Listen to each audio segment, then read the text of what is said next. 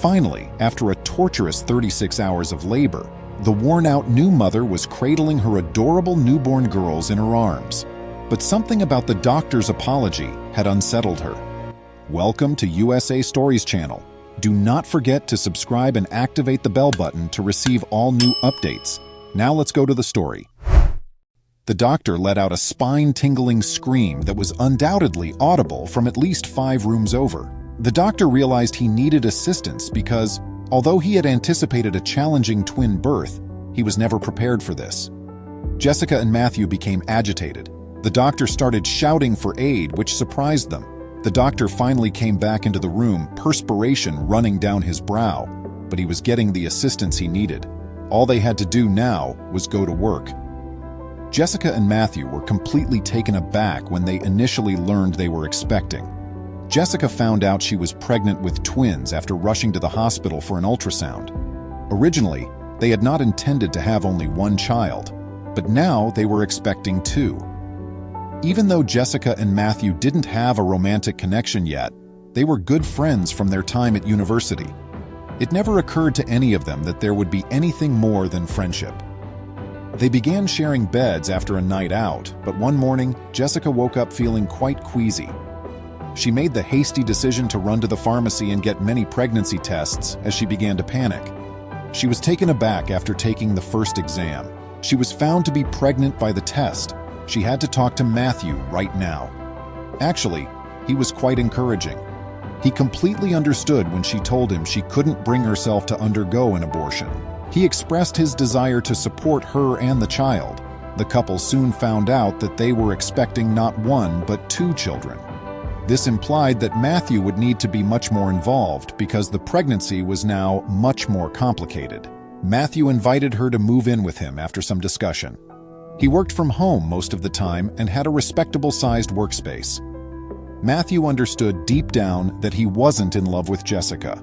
Aside from that, he had just discussed his readiness for a relationship with a buddy. He made the choice to lay aside his emotions and address the matter with an open mind.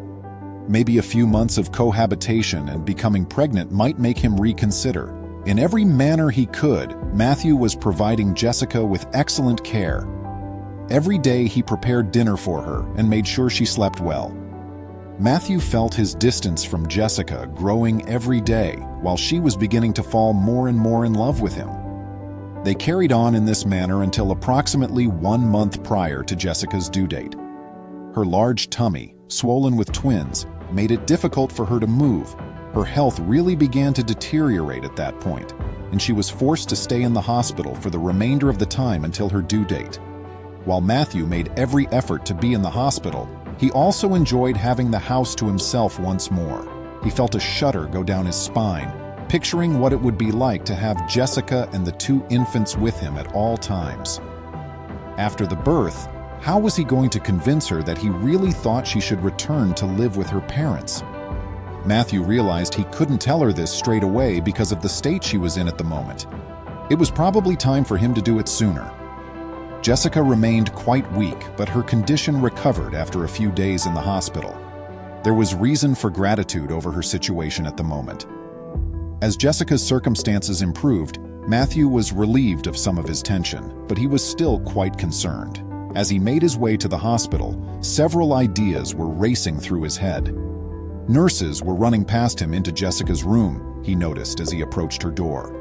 She let out an excruciating scream, and just as he was starting to wonder what may be wrong, he heard it. He hurried into the room and crouched by Jessica, who was in agony, while he confirmed what was occurring. Her expression brightened as soon as she saw him, but it just made him feel worse. Rather than feeling happy about it, he was disappointed as he was unable to give her the news he had come to the hospital to deliver. Soon after, the first baby was born. But before she could unwind or enjoy her little son, the second twin still needed to come out. Almost everyone in the room looked away when one of the physicians examined the first twin more closely, and his eyes widened. The doctor muttered something to the doctor in charge of the birth, grabbing everyone else's attention with his actions. Then he hurried the baby and himself out of the room. Matthew and Jessica started to worry a lot, but they were unable to worry too much since they had the unborn child to consider. The doctor had left the room earlier and was now busy testing the first twin as Jessica struggled to deliver the second. Part of him was certain that his suspicions regarding the kid would prove to be correct when he carried out the test. Finally, after a time of labor, the second baby was born.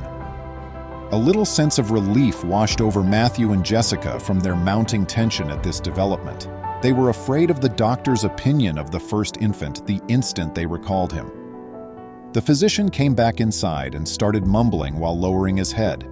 He told them there was nothing seriously wrong with the baby's health to start. The physician clarified that while he wasn't worried about the infant's health, he had seen something else. He peered into the baby's eyes and became concerned.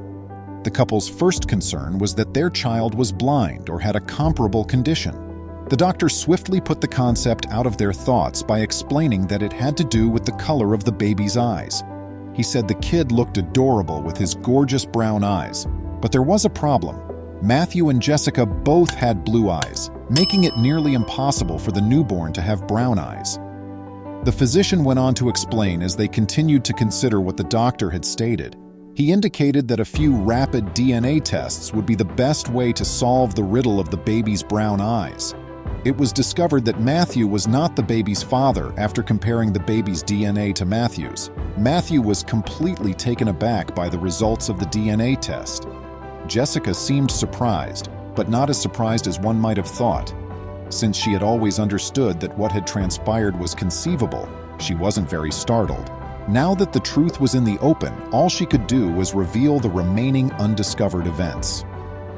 Jessica said that she had been seeing someone else while she and Matthew were sharing a bed. Jessica said that after learning she was pregnant, she had cut the other person out of her life. Matthew admitted to Jessica that he didn't want to be with her after giving the incident a lot of thought. However, he also said that even if the twins weren't his, he would still like to be there for her and them. Jessica was appreciative of Matthew's generosity toward her. As she acclimated to motherhood, she was closely following a court case to force the twins' father to provide them maintenance. She couldn't help but be grateful for the twins' good health, though, as it was what mattered most to her. Please remember to subscribe to our channel, give us a thumbs up, and turn on the notification bell so you won't miss any of our videos. If you enjoyed the tale, the next video that plays on your screen will probably move you too.